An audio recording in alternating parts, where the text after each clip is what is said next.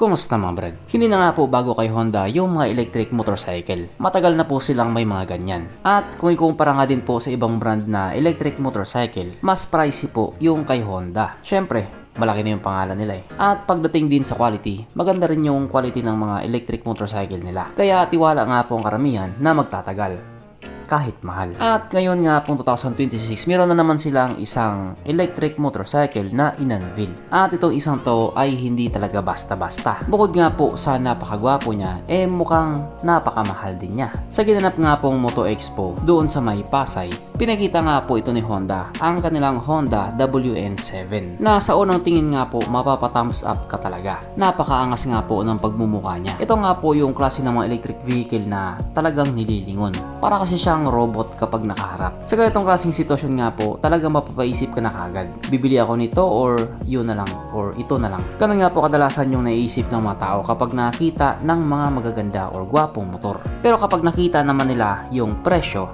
ay okay pa pala ako. Okay pa yung motor ko. Tumatakbo pa naman yun kahit walang tambutso. Next time na lang.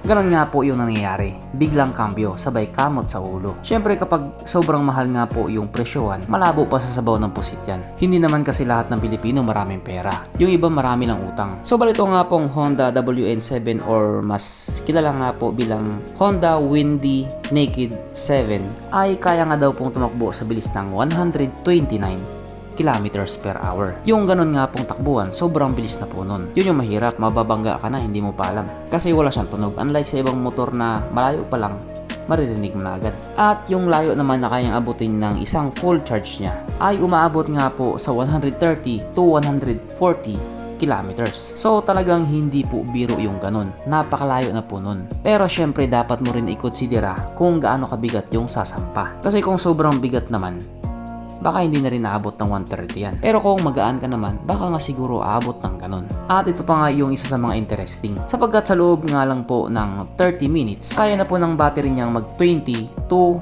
80%. O diba? Ang bilis lang. Pero yung pinaka full charge naman niya, yung tipong sagad na sagad, ay 3 oras po. Doon sa 3 oras na yun, ang layo na mararating mo. At kung mapapansin nga po natin, ito po ay naka single sided swing arm. At naka belt drive din po ito. Hindi siya katulad doon sa mga ibang electric motorcycle na nasa likod mismo yung motor niya. I mean yung magneto niya. Kaya napaka-luxury niyang tignan. Pero kahit nga po pinakita na siya dito sa Pilipinas, wala pa po silang sinasabing presyo or kung tuluyan nga ba talaga nilang ilalabas. Patakam lang kasi mo na to. Patakam at patikim. Kung may magkagusto, go. Pero kung wala magkagusto, edi wow.